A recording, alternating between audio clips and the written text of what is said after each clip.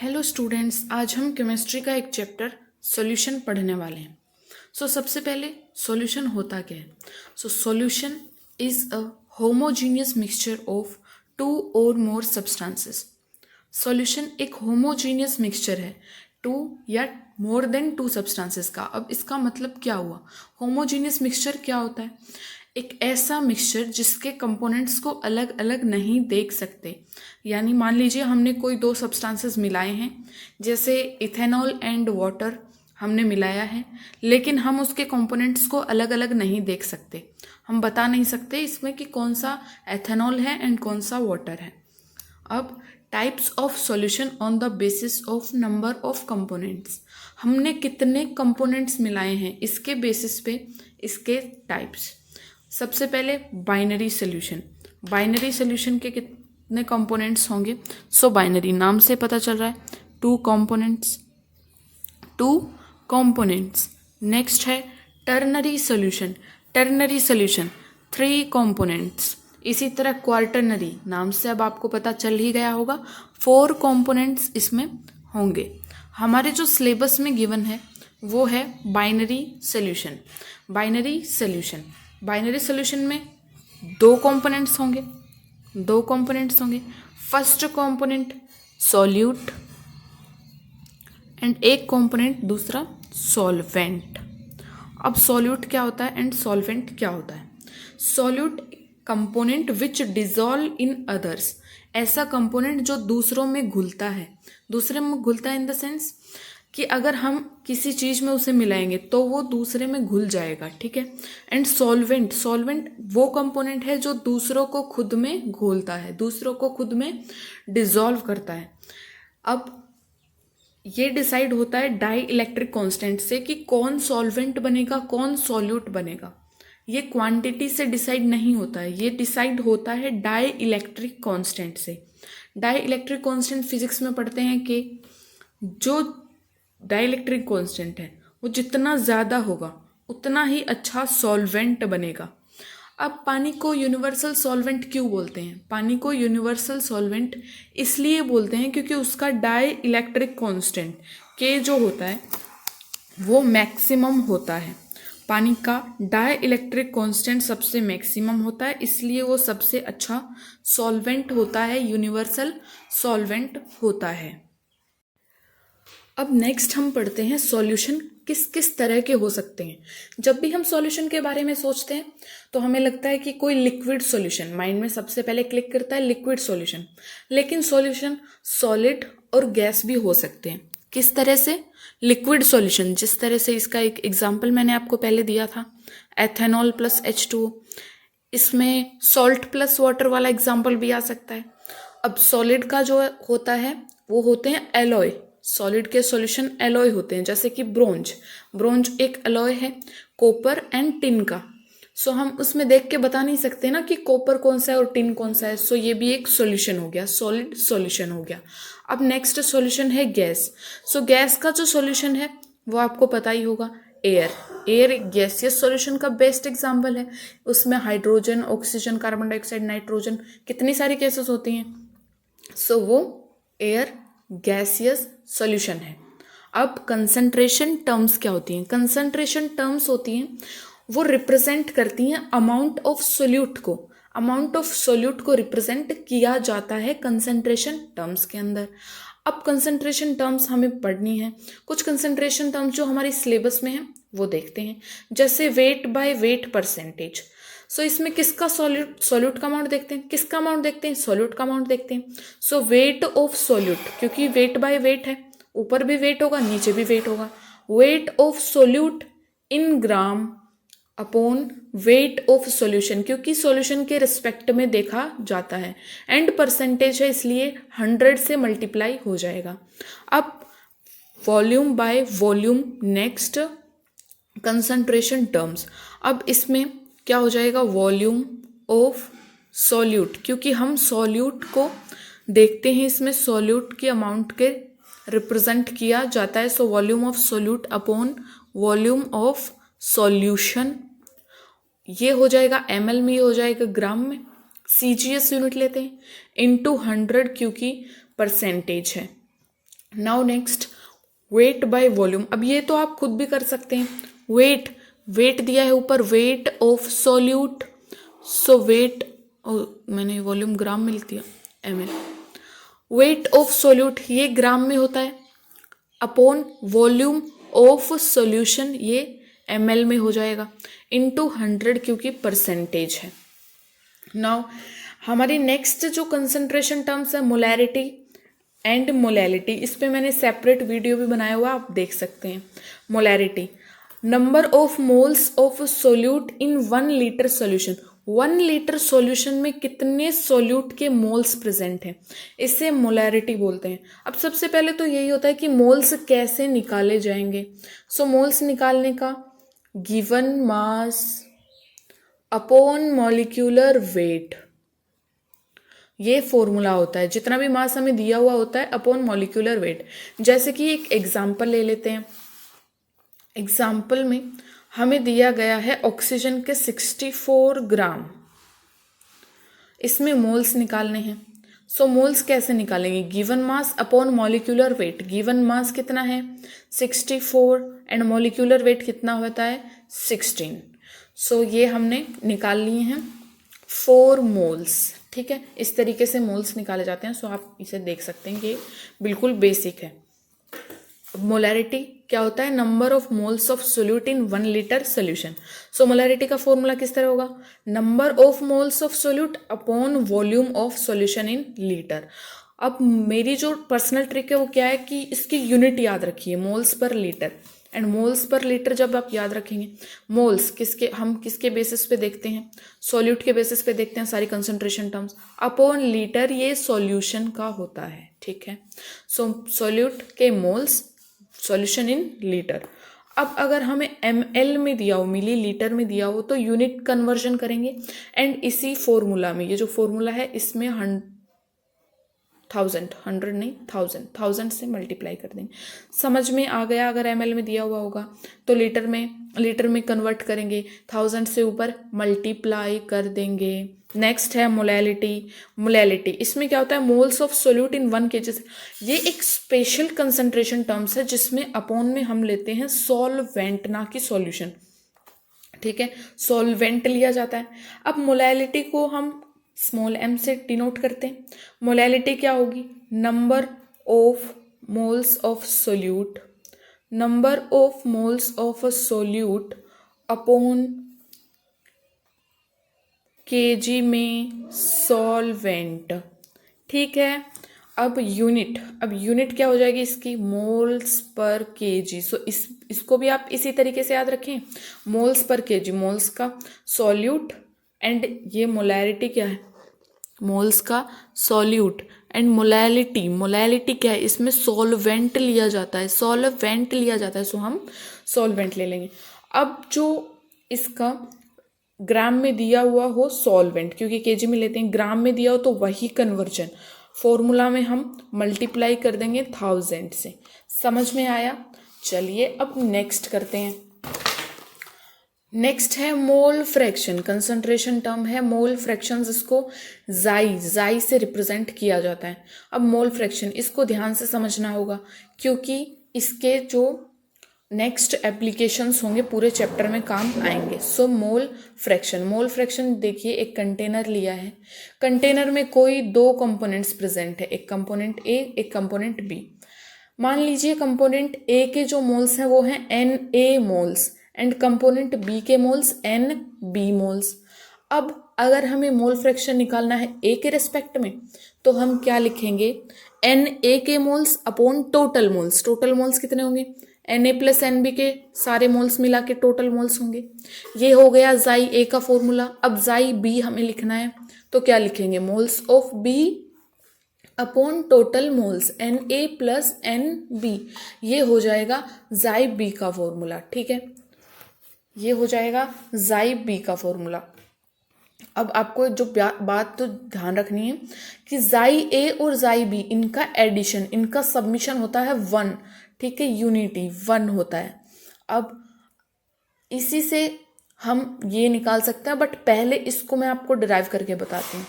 सबसे पहले जाई ए, इसकी वैल्यू इसमें रख दो, जाई ए की वैल्यू क्या रख दो, Na/Na प्लस NB, यही तो था जाई ए प्लस जाई बी, यानी कि NB/Na प्लस NB, इसको हमें निकालना है 1। ठीक है, यही तो करना है। अब इसका एलसीएम ले लो आप। एलसीएम क्या आ जाएगा? Na प्लस NB, ऊपर इधर Na है, NB प्लस Na, ऊपर वाली टर्म और नीचे वाली टर्म सेम है, एक दूसरे को कैंसिल करेंगी, आ जाएगा 1। सो ये आपको आई थिंक समझ आ गया होगा कि जाई ए और जाई बी 1 किस तरह हुआ। नाउ जाई ए यहाँ से अगर हम निकालना चाहें तो ये उधर जाके 1 माइनस जाई बी बन जाएगा। इसी तरीके से जो जाई बी है वो क्या बन जाएगा? 1 माइनस जाई ए बन जाएगा। समझ में आया? नेक्स्ट टॉपिक है vapour pressure of liquid. Liquid का वेपर प्रेशर। अब देखिए, एक कंटेनर गिवन है, एक कंटेनर हमने लिया, कंटेनर में हमने कुछ डाला सॉल्यूशन। सॉल्यूशन कैसा होना चाहिए? वॉलेटाइल। अब आपको इसमें आता है वॉलेटाइल एंड नॉन वॉलेटाइल क्या होते हैं। वॉलेटाइल एंड नॉन वॉलेटाइल, देखिए इसमें एक सिंपल डिफरेंस है। वॉलेटाइल वो होते हैं जो वेपर प्रोड्यूस करते हैं, जिनकी वेपर बनती है। नॉन वॉलेटाइल ये कोई वेपर नहीं बनाते। ठीक है, ये कोई वेपर नहीं बनाते हैं। अब ये हमने एक कंटेनर लिया, कंटेनर में सॉल्यूशन है, सॉल्यूशन के वेपर्स बनेंगे। वेपर बनने को कहते हैं इवेपोरेशन, वेपर बनने को कहते हैं इवेपोरेशन। लिक्विड से वेपर बने इवेपोरेशन। अब कंटेनर बंद है, ऊपर नहीं जा सकते, फ्री नहीं है, ये जमेंगे एंड फिर वापस लिक्विड बन जाएंगे। इसे बोलते हैं कंडेंसेशन, इसे बोलते हैं कंडेंसेशन। सो अब ये जो लिक्विड के वेपर हैं, इन्होंने क्या किया? कंटेनर पे हिट किया, ये आपस में भी हिट करेंगे एंड जो लिक्विड पे वापस ये प्रेशर एक्सर्ट करेंगे, उसी को वेपर प्रेशर बोला जाता है, उसी को वेपर प्रेशर बोला जाता है। अब इसमें इक्विलिब्रियम पे क्या होगा? इक्विलिब्रियम पे वेपोरेशन और कंडेंसेशन की रेट इक्वल होगी।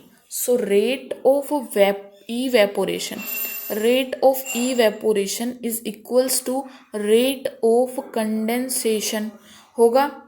सो वेपर प्रेशर की ये डेफिनेशन लिख रखी है कि वेपर प्रेशर एक लिक्विड का वो होता है जो लिक्विड के वेपर्स लिक्विड पे ही वापस जो प्रेशर लगाएंगे, ठीक है, वो वेपर प्रेशर हो जाएगा इक्विलिब्रियम पे। अब ये किस चीज पे डिपेंड करता है? डिपेंड करता है दो फैक्टर्स पे, एक टेम्परेचर, एक इंटरमोलिकुलर अट्रैक्शन। देखिए टेम्परेचर पे किस तरह से, जितना ज़्यादा हम टेम्परेचर देंगे, इसको जितना ज़्यादा हम बॉईल करेंगे उतने ज़्यादा मोल्स टूटेंगे, बॉन्ड, मोल्स के बीच में जो बॉन्ड होंगे वो टूटेंगे। अब जो जितने ज़्यादा बॉन्ड टूटेंगे उतनी ज़्यादा वेपर बनेंगे और उतना ज़्यादा वेपर प्रेशर। सो जब हमने टेम्परेचर बढ़ाया वेपर प्रेशर बढ़ गया, वेपर प्रेशर बढ़ गया। अब इसका ग्राफ इस तरीके से देते हैं, देखिए वेपर प्रेशर है, टेम्परेचर है, जैसे जैसे हम वेपर टेम्परेचर बढ़ाएंगे वेपर बनेंगी, वेपर प्रेशर बढ़ेगा। ये है simple, temperature directly proportional to vapour pressure. अब इंटरमोलिक्यूलर अट्रैक्शन देखिए, मॉलिक्यूल्स, जैसे कि मॉलिक्यूल्स के बीच में अट्रैक्शन होता है एक, आपको पता ही होगा, ये देखिए मैंने इस तरीके से बना रखा है ये अट्रैक्शन। अब जितना ज़्यादा वीक अट्रैक्शन होगा उतने जल्दी मोल्स टूट जाएंगे। अगर ये वीक अट्रैक्शन है तो मोल्स जल्दी टूट जाएंगे। इंटरमोलिक्यूलर अट्रैक्शन वीक है, मोल्स जल्दी टूटे, वेपर ज़्यादा बने। सो अगर इंटरमोलिक्यूलर अट्रैक्शन वीक होगा तो उतने ही ज़्यादा वेपर प्रेशर होगा, उतना ही ज़्यादा वेपर प्रेशर होगा। सो ये इन दोनों चीज़ों पे डिपेंड करता है वेपर प्रेशर। अब देखो नेक्स्ट क्या आता है, effect of addition of non volatile solute. अब तक हमने क्या किया था? वोलेटाइल कोई सॉल्यूशन लिया था जिसका वेपर प्रेशर हम देख रहे थे। अब हमें क्या करना है? नॉन वोलेटाइल कोई सॉल्यूट डालना है।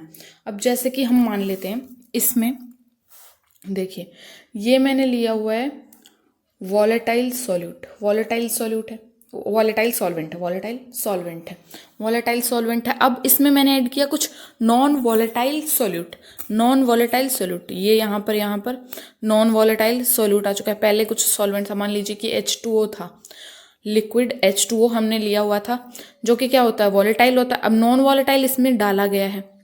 सो सरफेस की कुछ जगह पे ये नॉन वॉलेटाइल वाला आ जाएगा, पहले सब वॉलेटाइल वाला था, अब नॉन वॉलेटाइल वाला सरफेस के कुछ जगह पे आ गया, इसका मतलब वेपर कम बनेंगी। नॉन वॉलेटाइल की तो खुद की वेपर नहीं होती है, जबकि जो बन रही थी पहले वॉलेटाइल से उसकी भी जगह पे आकर इसने वेपर को कम कर दिया है, तो वेपर प्रेशर डिक्रीज हो जाएगा, डिक्रीज हो गया।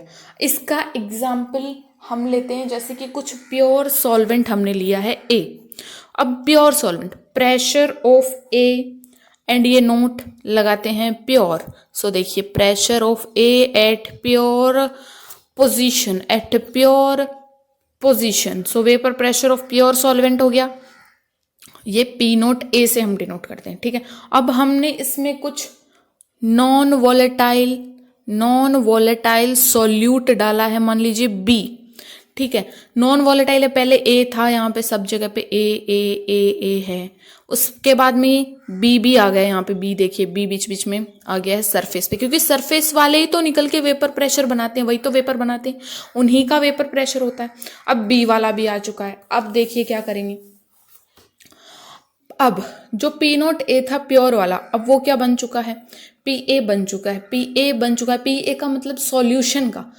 अब प्योर नहीं रहा, अब उसमें इम्प्योरिटी ऐड हो गई, उसमें सोल्यूट ऐड हो गया है, so P A vapour pressure of solution होगा, ठीक है, या फिर वेपर प्रेशर ऑफ सॉल्वेंट होगा, लेकिन प्योर नहीं होगा, क्योंकि सॉल्वेंट का ही तो है, सोल्यूट तो नॉन वॉलेटाइल है, उसका वेपर प्रेशर नहीं होगा। सो ये हो गया पी ए। अब उसके बाद में आता है राउल्ट्स लॉ। इसमें राउल्ट ने एक लॉ दिया था, एक नियम है उसका, ये क्या उन्होंने क्या बताया था वो हम देखते हैं। देखिए मान लीजिए एक प्योर सॉल्वेंट ए हमने लिया हुआ है, पी नोट ए उसका प्योर वेपर प्रेशर है, ठीक है। अब यहाँ पे ए प्रेजेंट है सरफेस पे, सरफेस वाले ही तो पार्टिकल वेपर बनाएंगे, क्योंकि वो लेस अट्रैक्ट होते हैं बाकी मॉलिक्यूल से, सो ऊपर वाला फ्री स्पेस होता है, वेपर बन जाते हैं। अब मान लीजिए हमने कुछ बी मिला दिया है इसमें, सो अब प्योर नहीं रहा, अब पी ए हो गया है, यानी कि कुछ मिलाने के बाद में पी ए हो गया है, चाहे वो वॉलेटाइल मिलाओ कुछ नॉन वॉलेटाइल मिलाओ, लेकिन ये क्या हो गया है, प्योर से तो कम हो जाता है ना, प्योर से तो वेपर प्रेशर कम हो जाता है, सो प्योर वाला था पी नोट ए, अब पी ए जो आया है वो इससे कम है, प्योर वाला तो ज्यादा था, अब नॉन वॉलेटाइल मिला है तो कम हो गया। अब देखिए रॉल्ट ने बताया था P A equals to P nought A X A जाई ए, ये है मोल फ्रैक्शन, ये पी नोट ए प्योर वाला, और ये पी ए जो अब बन गया है नॉन वॉलेटाइल मिलाने के बाद में या वॉलेटाइल मिलाने के बाद में। अब देखिए ये एप्लीकेबल होता है सिर्फ डाइल्यूट सॉल्यूशन के लिए, ठीक है, डाइल्यूट सॉल्यूशन के लिए एप्लीकेबल होता है, जहां सॉल्वेंट जो होता है, डाइल्यूट मतलब सॉल्वेंट ज्यादा है किससे, सॉल्यूट से। अब नेक्स्ट आता है, अब हमने नॉन वॉलेटाइल वाला देखा कि इसमें तो वेपर प्रेशर कम हो गया था, क्योंकि सरफेस पे नॉन वॉलेटाइल वाले भी कुछ पार्टिकल्स आ गए थे। अब हमने देखना है वॉलेटाइल सॉल्यूट मिलाने पर क्या होता है, वॉलेटाइल सॉल्यूट मिलाने पर क्या इफेक्ट होता है। अब देखिए एक प्योर सॉल्वेंट हमने लिया हुआ था ए, ठीक है, पी नोट ए इसका वेपर प्रेशर है एट प्योर पोजीशन, प्योर पे जब वो प्योर स्टेट में था तब उसका वेपर प्रेशर पी नोट ए था। अब देखिए पी नोट ए ये इसका होगा पी नोट ए।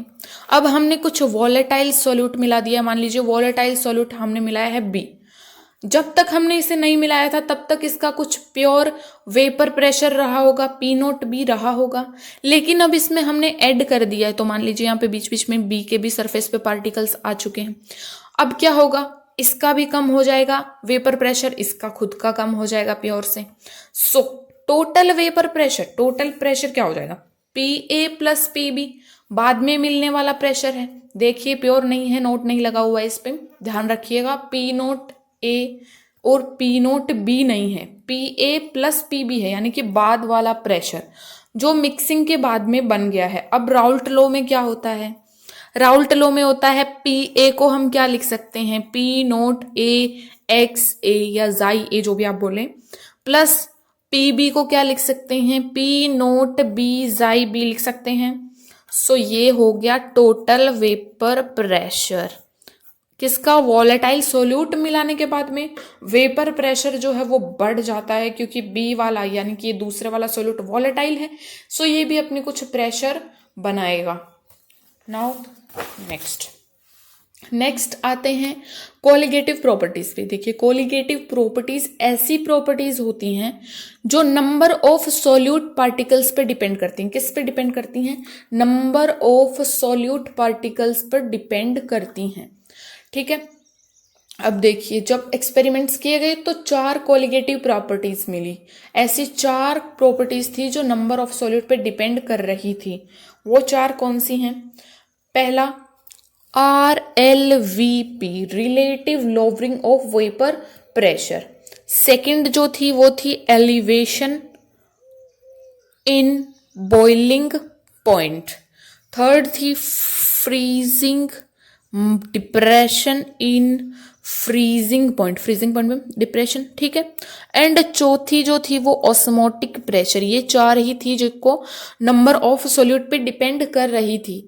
पहली RLVP, याद कीजिए साथ में, RLVP relative lowering of vapour pressure, elevation in boiling point, depression in freezing point and osmotic pressure. अब देखिए, relative lowering of vapour pressure क्या होता है? हमने कोई प्योर सॉल्वेंट लिया था A, जिसका वेपर प्रेशर किस तरीके से डिनोट किया जाता है? P0 A से। नॉन वोलेटाइल सॉल्यूट मिलाया कुछ B, सो A पहले सरफेस पे A था, अब A की जगह B ने ले ली है कुछ जगह। ठीक है, अब हम क्या लिखते हैं? PA equal P0 AXA। ये राउल्ट लॉ से हम लिखते हैं। किससे लिखते हैं? राउल्ट लॉ से हम लिखते हैं। अब देखिए, PA अपॉन, इसको इधर लाएंगे P0 A को, इधर क्या बचा? Xi A बचा, XA बचा, जो भी आप बोले। अब दोनों साइड हम 1 minus PA upon P0 A, 1 से माइनस कर देंगे दोनों साइड। हमने ये क्यों किया? क्योंकि यहाँ पे हम सॉल्यूट लाना चाहते हैं, क्योंकि हम colligative property number of solute पे देखते हैं। तो 1 माइनस XA, ये मैंने आपको बताया था XA प्लस XB 1 होता है, तो 1 XB क्या हो जाएगा? 1 माइनस XA हो जाएगा। तो 1 माइनस XA, ये तो हो गया XB, एंड ये क्या हो गया? इसका एलसीएम ले लीजिए। देखिए, P0 A, यहाँ पे P0 A आ जाएगा माइनस P A आ जाएगा, क्योंकि इधर मल्टीप्लाई एलसीएम है, ये सिंपल है। सो ये जो होगी मोल फ्रैक्शन, ये क्या होगी? P0 A minus PA upon P0 A। यही, इसी को बोलते हैं relative lowering of vapour pressure. अब यहीं पे आपको बात ध्यान में रखनी है कि वेपर प्रेशर जो होता है ना, वो कोलिगेटिव प्रॉपर्टी नहीं है। Relative lowering of vapour pressure एक कोलिगेटिव प्रॉपर्टी है। अब देखिए next, elevation in boiling point. अब सबसे पहले तो ये बात कि बॉइलिंग पॉइंट होता क्या है? बॉइलिंग पॉइंट होता है एक ऐसा टेम्परेचर जहां पे लिक्विड का जो वेपर प्रेशर है वो एटमॉस्फेरिक प्रेशर के बराबर हो जाए। जैसे हम पानी को उबालते हैं, पानी को गर्म करते हैं, तो वो उबलता कब है? वो उबलता तब है जब एटमॉस्फेरिक प्रेशर हम 1 atm लेते हैं, 1 atm के बराबर आ जाएगा तो पानी उबलना स्टार्ट हो जाएगा। अब देखिए, नॉन वॉलेटाइल सोल्यूट हमने किस में मिलाया है? प्योर H2O में। प्योर H2O था हमारे पास में, उसमें नॉन वॉलेटाइल सोल्यूट मिलाया है। नॉन वॉलेटाइल सोल्यूट मिलाने से क्या होता है? वेपर प्रेशर जो होता है वो कम होता है, वेपर प्रेशर कम होता है। ये हमने देखा था नॉन वॉलेटाइल सोल्यूट मिलाने पे क्या इफेक्ट होता है। अब अगर वेपर प्रेशर कम हुआ है तो वेपर प्रेशर टेम्परेचर के डायरेक्टली प्रोपोर्शनल होता है। टेम्परेचर कम हो गया है किसका? इस सॉल्यूशन का। अब टेम्परेचर कम हो चुका है। अब अगर बॉइलिंग पॉइंट पानी का हमें पता है बचपन से 100 डिग्री सेल्सियस होता है। अब जो हमने नॉन वॉलेटाइल सॉल्यूट मिला है जिससे वेपर प्रेशर और टेम्परेचर इस सॉल्यूशन के कम हो गए हैं, अब हमें क्या करना पड़ेगा? ज्यादा टेम्परेचर देना पड़ेगा इसका वेपर प्रेशर 1 atm लाने को। इसी को एलिवेशन इन बॉइलिंग पॉइंट बोलते हैं।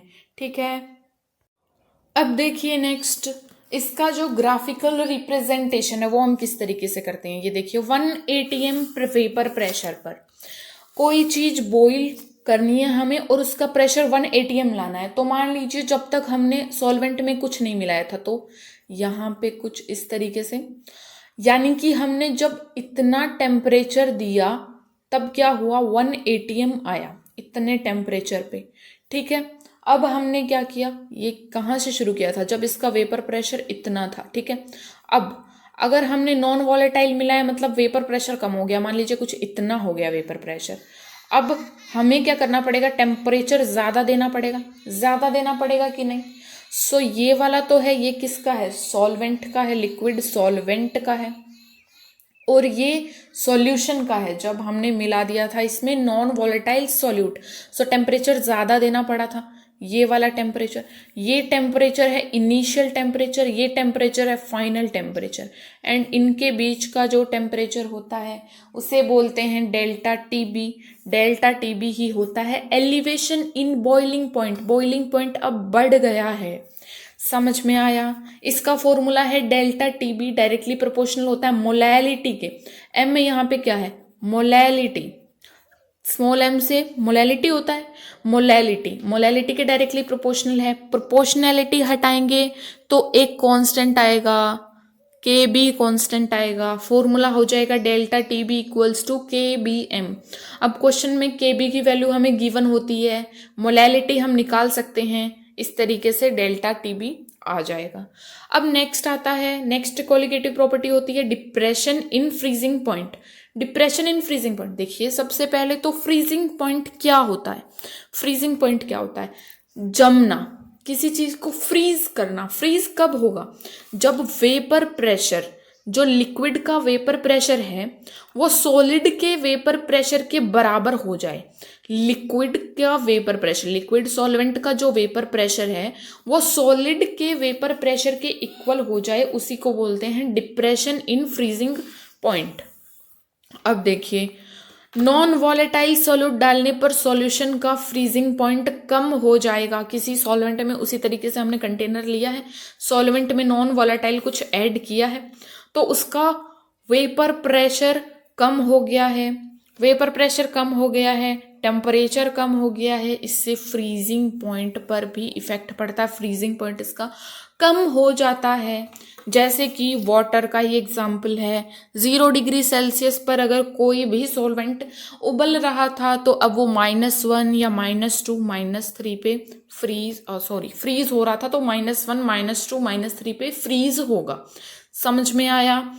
अब देखिए, अब मान लीजिए इसी तरीके से अगर कोई 25 डिग्री सेल्सियस पे हो रहा था फ्रीज, मान लीजिए, तो अब वो किस पे फ्रीज होगा, -25 पे हो रहा था, अब वो -26 -27 इन सब पे फ्रीज होगा, ठीक है। फ्रीजिंग पॉइंट बढ़ गया है, समझ में आया। अब इसको किस तरीके से करते हैं, पहले तो सॉलिड सॉल्वेंट ये फिक्स है कि ये इस पे फ्रीज हो रहा है, इस पे फ्रीज हो रहा है। अब देखिए, पहले हमने लिया था लिक्विड सॉल्वेंट जिसका फ्रीजिंग पॉइंट था कुछ इतना, मान लीजिए इतना उसका फ्रीजिंग पॉइंट था, ये वाला, ठीक है। इनिशियली उसका फ्रीजिंग पॉइंट ये वाला है लिक्विड सॉल्वेंट का। अब हमने कुछ सॉल्यूट इसमें ऐड किया है, सो ये वाला टेम्परेचर था, पहले टेम्परेचर तो यही रहेगा। लिक्विड सॉल्वेंट में हमने कुछ नॉन वॉलेटाइल सॉल्यूट ऐड किया था, अब इसका फ्रीजिंग पॉइंट हो जाएगा कुछ कम। अब ये इधर साइड होगा ना, क्योंकि कम हो रहा है, टेम्परेचर कम हो रहा है, सो अब ये टी फाइनल इधर, एंड ये वाला जो होता है इसी को बोलते हैं हम delta T B. Delta T B क्या होता है, डेल्टा टी बी होता है depression in freezing point.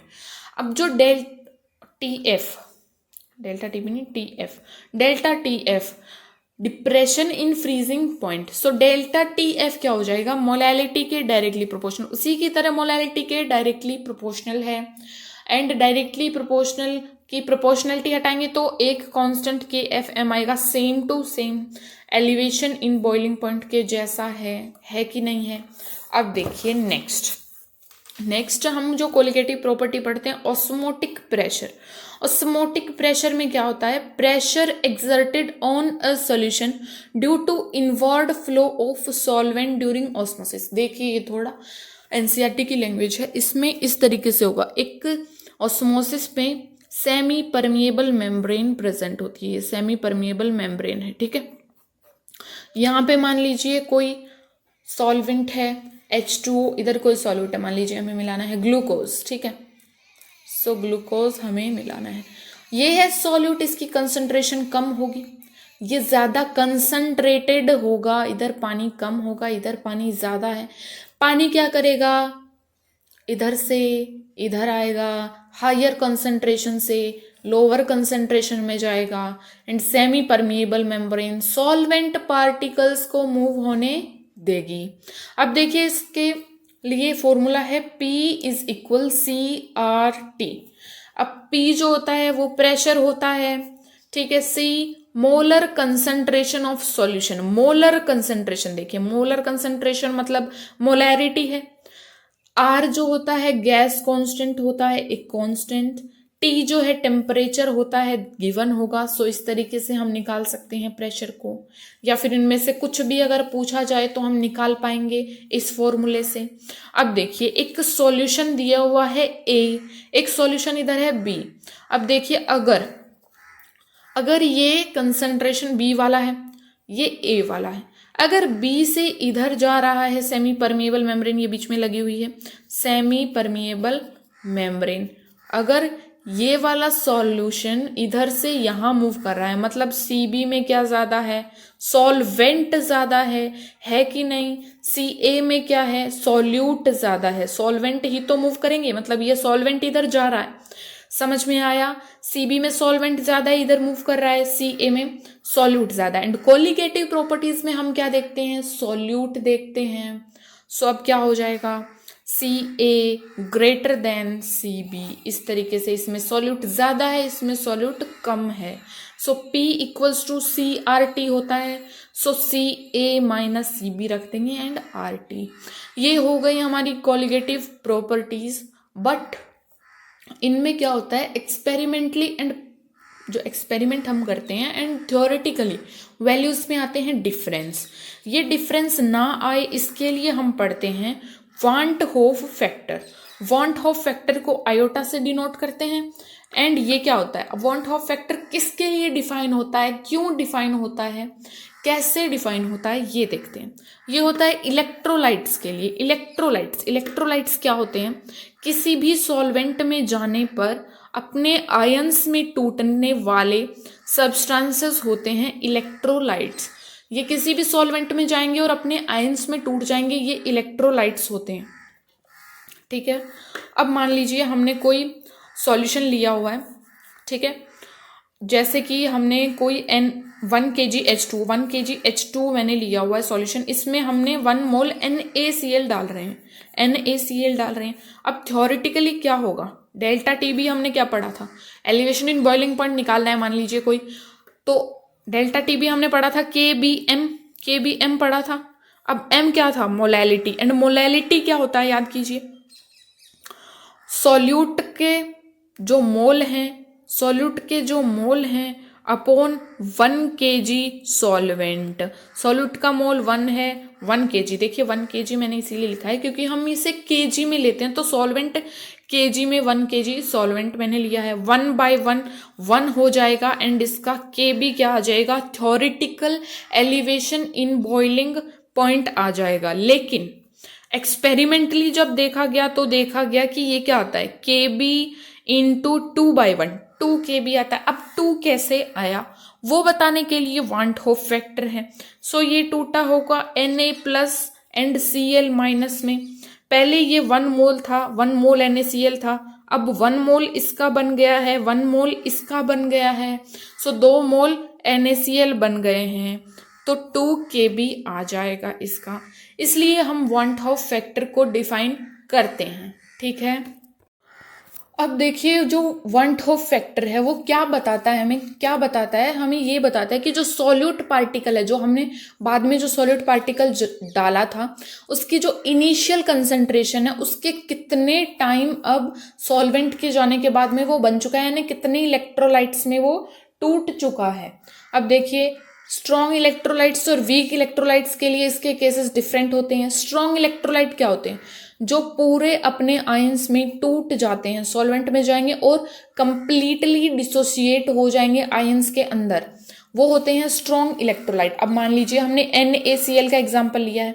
So 1 mole NaCl हमने किसी सॉल्वेंट में डाला, जब तक हम उसे डाल नहीं रहे थे तो 0 था, सॉल्वेंट में डाला NaCl 0 होगा, इसके 1 मोल बन जाएंगे क्योंकि ये दो इलेक्ट्रोलाइट में टूट जाएगा। आयोटा कैसे निकालते हैं, फाइनल अपॉन इनिशियल करते हैं। सो फाइनली कितने टूटे, 2 में टूटा, इनिशियली कितना था, 1 था, सो इसका आयोटा आ जाएगा 2। अब देखिए Na2SO4, Na2SO4 के हम इलेक्ट्रोलाइट्स में इसको तोड़ेंगे, 2Na प्लस SO4 2 इस तरह से टूटेगा सब। अब आयोटा देखेंगे, सो फाइनली कितने में टूटा, 2। स्टोचियोमेट्रिक कोफिशिएंट देखते हैं, 2 ये है, 1 ये है। पहले कितना था, 1 था, फाइनली 3 हुए हैं, पहले 1 था, आयोटा आ जाएगा 3। नेक्स्ट एग्जाम्पल Mg3PO4 2 का होल ट्वाइस है, ठीक है। सो इसका खुद करने का ट्राई करेंगे, अब मैं बताती हूँ आपको। सो इसके जो आयंस बनेंगे वो कैसे बनेंगे, 3Mg2 प्लस एक आयन ये होगा और 2PO4 3 ये सेकेंड आयन बन जाएगा, ये 2 आयन बनेंगे। अब इनके स्टोइचियोमेट्रिक कोफिशिएंट देखिए, फाइनल 3 और 2 5 है फाइनल, और इनिशियली कितना था, 1 था। सो इसका आयोटा हो जाएगा 5, इसका वांट होप फैक्टर 5 हो जाएगा, ठीक है। अब हम बात करते हैं, ये वाले थे इजी। अब वीक इलेक्ट्रोलाइट्स की बात करते हैं। वीक इलेक्ट्रोलाइट्स क्या होते हैं, ये पूरे नहीं टूटते हैं अपने सॉल्वेंट में जाने के बाद, किसी सॉल्यूशन में ये पूरे नहीं टूटते हैं। अब देखिए डिग्री ऑफ डिसोसिएशन, इनका कोई टूटने का डिग्री यानी कि कितने परसेंट टूटेंगे इस तरह से दिया हुआ होगा। डिग्री ऑफ डिसोसिएशन होता है अल्फा। सो ये कितने टूटते हैं, iota -1 upon n-1, iota -1 upon n-1, iota निकालेंगे स्ट्रॉन्ग की तरह, -1 n-1, n यहाँ पर क्या होता है, जितने पार्टिकल्स में टूटेगा, नंबर ऑफ पार्ट्स जिसमें ये टूटेगा। देखिए जैसे कि HCN, इसमें मैंने एग्जांपल दिया हुआ है, देखिए H plus and CN minus में ये टूटा, इसके लिए N क्या होगा, ये देख रहे हैं I-1 एंड N इसमें कितना होगा, 2 पार्ट्स में टूटा है तो 2 होगा। इस तरीके से हम इसे निकाल सकते हैं, ठीक है। अब जितनी भी हमने कोलिगेटिव प्रॉपर्टीज पढ़ी थी, 4 पढ़ी थी, 4 कोलिगेटिव प्रॉपर्टीज हमने पढ़ी थी। अब देखिए P0A minus PA upon P0A equals XIB, ये क्या था, relative lowering of vapour pressure, relative lowering of vapour pressure. KBM ये है एलिवेशन इन बॉइलिंग पॉइंट, ये डिप्रेशन इन फ्रीजिंग पॉइंट, ये ऑस्मोटिक प्रेशर। अब इनको बैलेंस करने के लिए आयोटा से मल्टीप्लाई करते हैं, इलेक्ट्रोलाइट्स गिवन आयोटा से मल्टीप्लाई करते हैं, ठीक है। सो ये आई होप आपको समझ में आया होगा। अब नेक्स्ट जो हमारा टॉपिक आता है वो आता है हेनरी लॉ। हेनरी ने एक लॉ दिया था, उसका लॉ था solubility of gas in liquid पे, उसका लॉ था, ठीक है। उसने बताया था कि जो प्रेशर होता है गैस का वो डायरेक्टली प्रोपोर्शनल होता है उसी गैस के मोल फ्रैक्शन के। पी गैस जो होता है वो मोल फ्रैक्शन के डायरेक्टली प्रोपोर्शनल। सो डायरेक्टली प्रोपोर्शनल में प्रोपोर्शनलिटी हटाएंगे, एक कांस्टेंट आएगा जिसे बोलते हैं हम Henry constant. Henry constant, Henry constant है। हेनरी कांस्टेंट की यूनिट क्या होती है, हेनरी कांस्टेंट देखिए ये जो होता है ना मोल फ्रैक्शन, देखिए ऊपर भी इसमें मोल्स थे, Na/Na प्लस N भी था ना, तो ऊपर भी मोल है नीचे भी मोल है। सो ये होता है यूनिटलेस, यूनिटलेस, ये यूनिटलेस हो गया। और इधर वाला प्रेशर का ATM एटमॉस्फेरिक प्रेशर, ये देखिए इस तरीके से इसकी हम यूनिट ले लेते हैं। जो प्रेशर की यूनिट होगी वही KH की यूनिट होगी। अब ये जो KH है वो किस पे डिपेंड करता है, जो हेनरी कांस्टेंट है वो डिपेंड करता है लिक्विड गैस पेयर पे, कि किस तरह का लिक्विड गैस पेयर प्रेजेंट है उस पे डिपेंड करेगा KH। KH जो होता है वो इनवर्सली प्रोपोर्शनल होता है सॉल्युबिलिटी ऑफ, अगर किसी गैस की सॉल्युबिलिटी बढ़ेगी सो KH कम होगा, अगर KH बढ़ेगा सो सॉल्युबिलिटी कम होगी, ये इनवर्स रिलेशनशिप है, ठीक है। अगर टेम्परेचर बढ़ाएंगे तो KH बढ़ेगा। अब देखिए टेम्परेचर बढ़ा रहे हैं, KH बढ़ रहा है, अब देखिए KH बढ़ेगा तो सॉल्युबिलिटी क्या होगी, कम होगी। अब जो कार्बोनेटेड ड्रिंक्स होती हैं, कार्बोनेटेड ड्रिंक्स सॉफ्ट ड्रिंक्स होती हैं जिन्हें हम ठंडा क्यों करते हैं, क्योंकि जितना ज़्यादा टेम्परेचर कम होगा सॉल्युबिलिटी उतनी ज़्यादा होगी, यानी जो गैस अंदर प्रेजेंट है वो उतनी ज़्यादा सॉल्युबल हो जाएगी। सो ये इसका एक एप्लीकेशन भी होता है कार्बोनेटेड ड्रिंक्स के अंदर। स्कूबा डाइवर्स इसका सेकेंड एप्लीकेशन। हाइपोक्सिया, जो लो ऑक्सीजन कंसंट्रेशन हो जाती है ब्लड में हायर एल्टीट्यूड्स पे, ये होते हैं इसके 3 एप्लीकेशंस जो एनसीईआरटी में गिवन है। अब एक लास्ट टॉपिक हमारा बच गया है, वो है राउल्ट लॉ पे ideal and non ideal solution. 2 type दिए गए थे सॉल्यूशन के, ठीक है, एक आइडियल एक नॉन आइडियल। अब जो आइडियल सॉल्यूशन होता है ना, देखिए नाम से पता चल रहा होगा ये फॉलो करता है राउल्ट लॉ को, समझ में आया आपको, राउल्ट लॉ को ये फॉलो करता है। एंड जो नॉन आइडियल सॉल्यूशन होता है वो डजंट फॉलो राउल्ट लॉ, ये राउल्ट लॉ को फॉलो नहीं करता है, ठीक है। अब मान लीजिए कि पहले इसमें कुछ ए बी, ये ए पहले प्रेजेंट था फिर बी, अब मान लीजिए हमने पहले इसके कुछ बॉन्ड इस तरीके से बने हुए थे ए ए, अब जो नेक्स्ट नए बॉन्ड बने हैं वो ए बी, इस तरीके के बॉन्ड बने हैं। सो आइडियल सॉल्यूशन में क्या होता है, जैसे ये बॉन्ड होते हैं वैसे ही उसी एनर्जी के बॉन्ड बाद में बनते हैं, ठीक है। तो डेल्टा एच मिक्स 0 हो गया, उसी एनर्जी के बने हैं, डेल्टा वी मिक्स भी 0 हो गया, ये आइडियल सॉल्यूशन के लिए होता है। नॉन आइडियल सॉल्यूशन, इसमें जो पहले सॉल्वेंट के बॉन्ड थे अब सॉल्यूट आने के बाद में उससे अलग बॉन्ड बने हैं, यानी कि हो सकता है कि स्ट्रॉन्गर बने हो सकता है वीक बने हो, ठीक है।